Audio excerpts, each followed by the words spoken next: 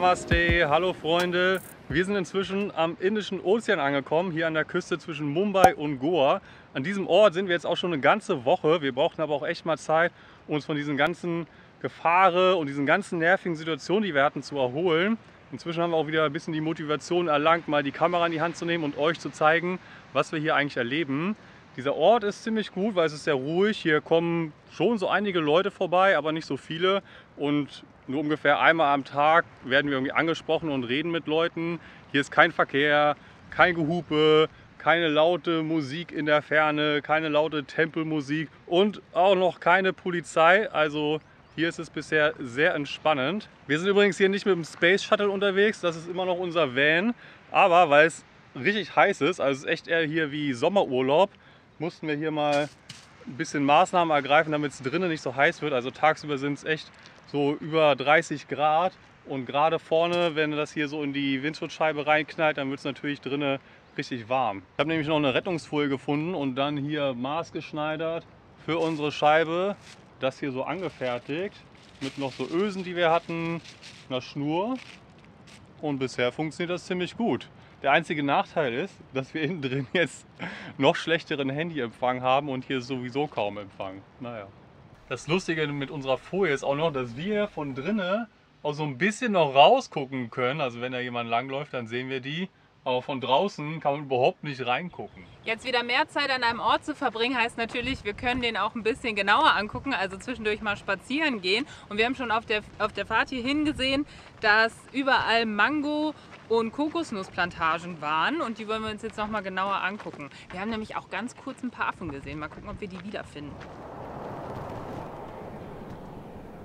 Jetzt sitzen die da so auf dem Stein.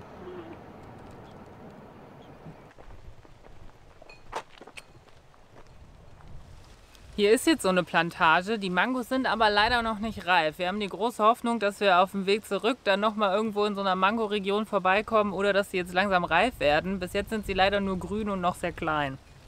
Und da sind dann Kokosnüsse. Hallo. Und Bananenstauden sieht man hier natürlich auch überall. Da sind sogar auch ein paar kleine, leider hängen da aber gerade noch keine Bananen dran. Falls ihr euch jetzt fragt, was hier los ist, warum das so aussieht, hier kommen jeden Abend mehrere Autos und Leute, die den Sand in Säcke füllen und dann wegfahren. Wir wissen natürlich nicht genau, wofür das benutzt wird, aber es ist auf jeden Fall skurril, dass der Sand hier weggebuddelt wird, per Hand. Das ist jetzt wieder so ein Beispiel hier dieser Abend für irgendwie der Kontrast von Indien. Hier sitzen so zwei Frauen, die jeden Abend kommen, die wahrscheinlich in einem der nahegelegenen Dörfer leben, in so auch sehr traditionellen, einfachen Klamotten. Und eben sind so verschiedene Vans angekommen und jetzt machen hier Leute so ein Hochzeits- oder generell so ein Fotoshooting und so und sehen eher fancy aus. Und das sieht man halt in Indien total oft, diese krassen Unterschiede. Da drüben schleppen so Frauen ganze Zeit Holz hin und her. Und da hinten ist noch dieser Typ, der jeden Abend hier 1000 Säcke Sand sich zusammenbuddelt und dann umherschleppt. Ja, andere Camper noch hier. Sehr, sehr lustige Szene hier. Viel los. Ja, am Morgen ist noch nicht so windig und die Wellen sind gerade ziemlich gut. Deswegen gehe ich jetzt hier erstmal Frühsport machen. Jawohl.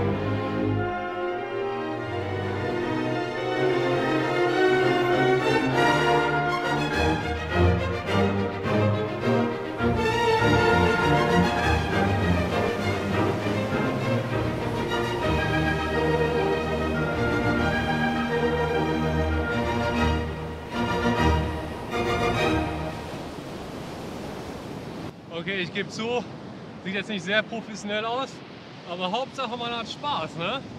Und die Wellen sind echt ganz schön stark, als auch nicht so einfach, besonders mit diesem Stand-Up-Paddleboard. Ich komme gerade vom Surfen wieder und jetzt sind da so Wasserbüffel, die mit so weißen Vögeln rumlaufen, wie man das so aus Dokus kennt. Und die sind ein bisschen scheu. Oh doch, das eine, guck mal. Hallo.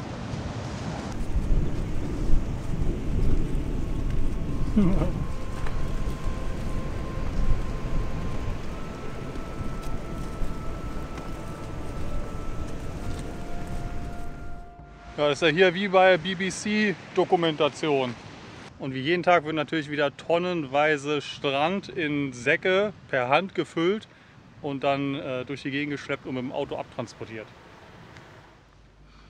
So, Mittagessen hier und wir haben ja Mixed Fruit Jam und da ist einfach alles drin. Apfel, Ananas, Erdbeer, Papaya, Banane, Trauben, Pflaumen.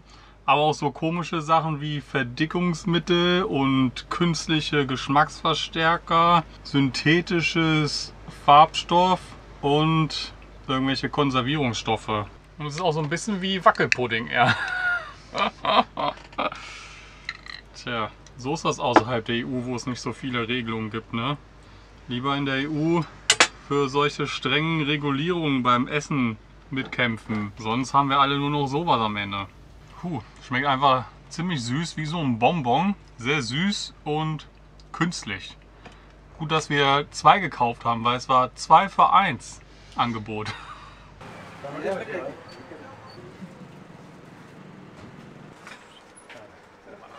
Also Gemüse kaufen wir immer so, möglichst lose bei irgendwelchen Straßenständen und nicht unbedingt im Supermarkt.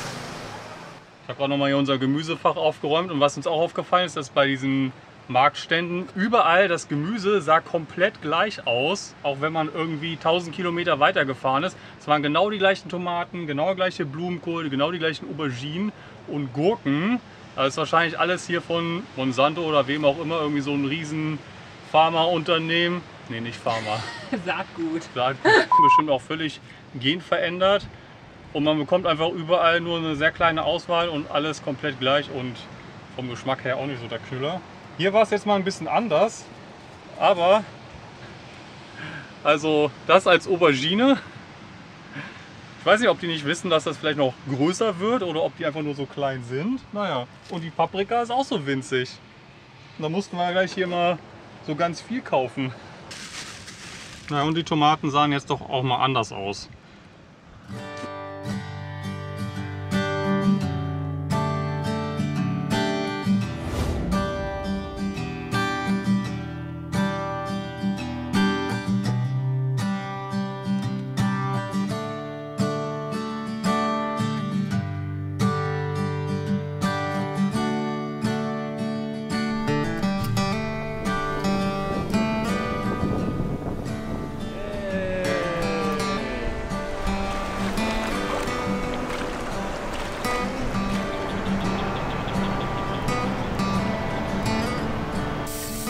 Pancakes, Pancakes.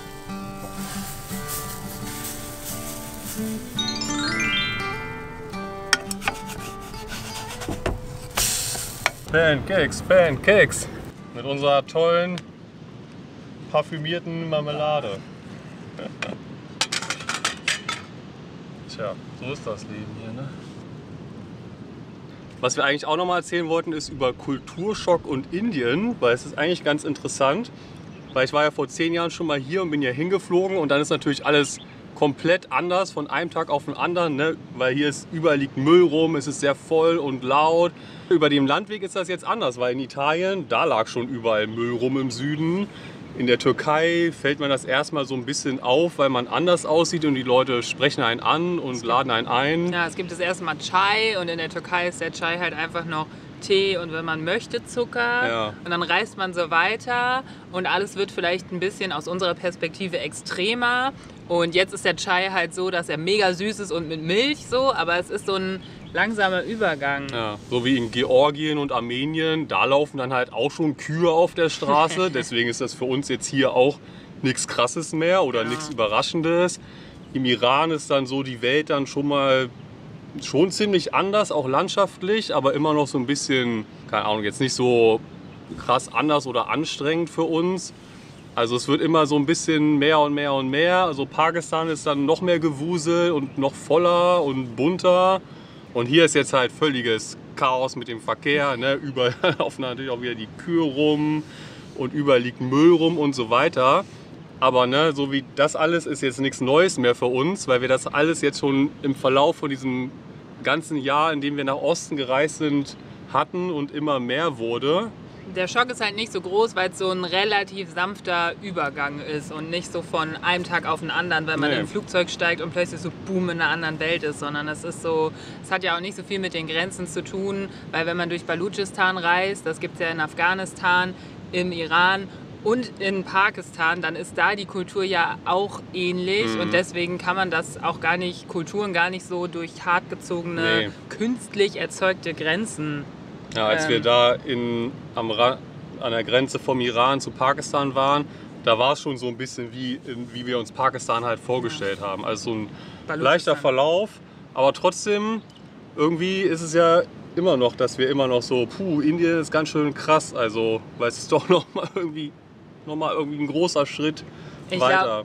Ich glaube, das liegt daran, dass wir so einen Zeitdruck spüren und jetzt wissen, okay, wir haben nur diese 3 Monate und müssen dann entweder rausfliegen und das wollen wir nicht und könnten dann wiederkommen und die Strecken sind so unglaublich groß und man muss auch ehrlich sagen, wenn man das jetzt ein Jahr lang macht, ist man irgendwann einfach vielleicht auch ein bisschen müde und braucht einfach mal eine Pause, weil seit der Türkei fallen wir auf. Seit der Türkei ist es so ein bisschen so, wo kommt ihr her? Und man muss seine Geschichte immer wieder erzählen. Man läuft halt nirgendwo mehr rum und kann einfach sein, ohne sich immer erklären zu müssen. Jetzt ist es auch so, langsam vermisst man einfach Familie und Freundinnen und ich hätte voll Bock, mal wieder mit meinen Freundinnen abzuhängen oder meine Familie zu sehen. Und das ist jetzt irgendwie nach so einem Jahr einfach krass so. Und da ist es auch okay, wenn man mal sagt, boah, man muss mal kurz durchatmen und muss auch mal reflektieren, was wir alles erlebt und gesehen haben.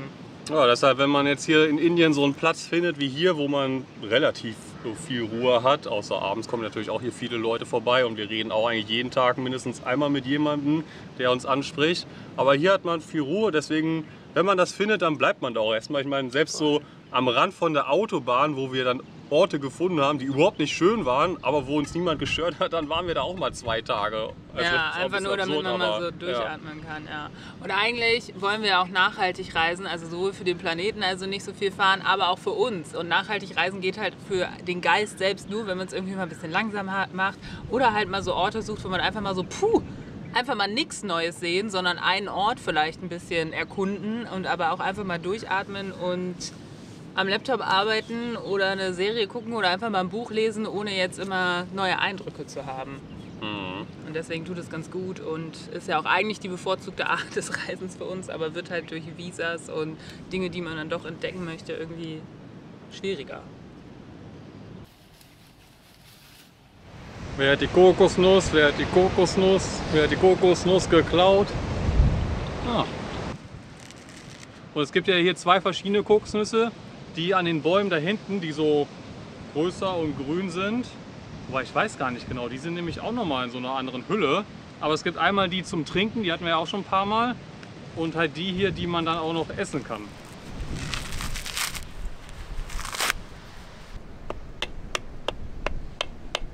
Naja. Ja, jetzt können wir es erstmal trinken.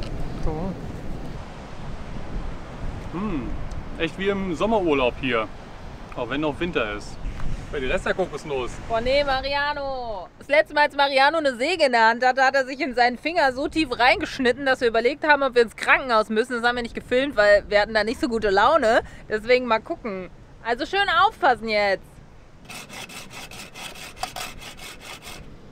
Oder einfach draufhauen. Ja, aber es muss ja auch nur die äußerste Schicht sein, ne?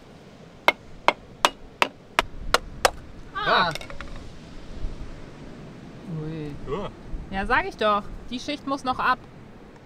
Das hat er nämlich in Islamabad da am Stand auch gemacht mit seiner Machete. Naja, toll. Hammer. Ich finde das so faszinierend, dass wir jetzt in einem Land sind, wo sowas einfach wächst. Also an der Palme, weil sonst kenne ich sowas ja nur vom Weihnachtsmarkt oder irgendwelchen Kirmessen. Da gibt es irgendwie immer Kokosnuss aus irgendwelchen unerfindlichen Gründen. Aber es ist schon cool, jetzt hier sowas zu haben und zu wissen, das wächst da drüben und es ist nicht irgendwie tausende Kilometer eingeflogen worden oder war irgendwie lange auf einem Schiff. Ja, so macht man das in Indien. Da trägt man alles auf dem Kopf.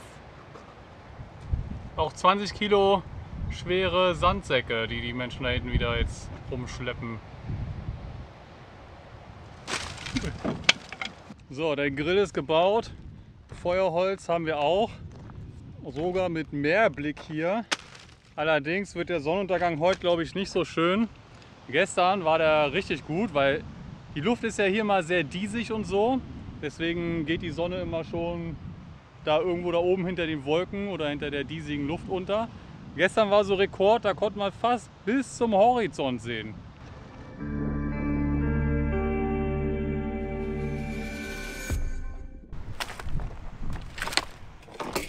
Und im Iran haben wir uns ja dieses coole Grillgitter gekauft. Da können wir richtig gut jetzt so Gemüse drauf tun und das dann über dem Feuer grillen.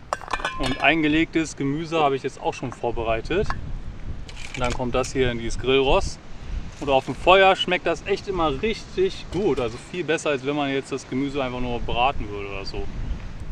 Mit etwas Mühe haben wir es jetzt geschafft, das Feuer dann mal anzumachen. Weil es ist doch ein bisschen zu windig. Wir mussten das hier so richtig abschirmen. Aber jetzt brennt es.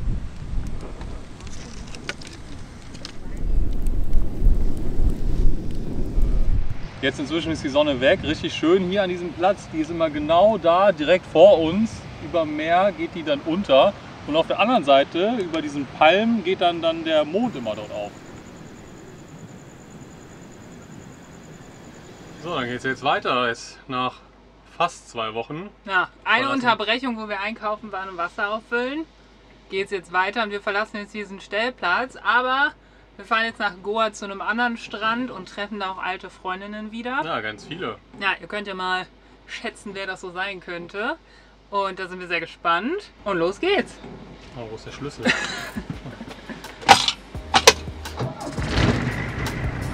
Tschüss, Dream Beach.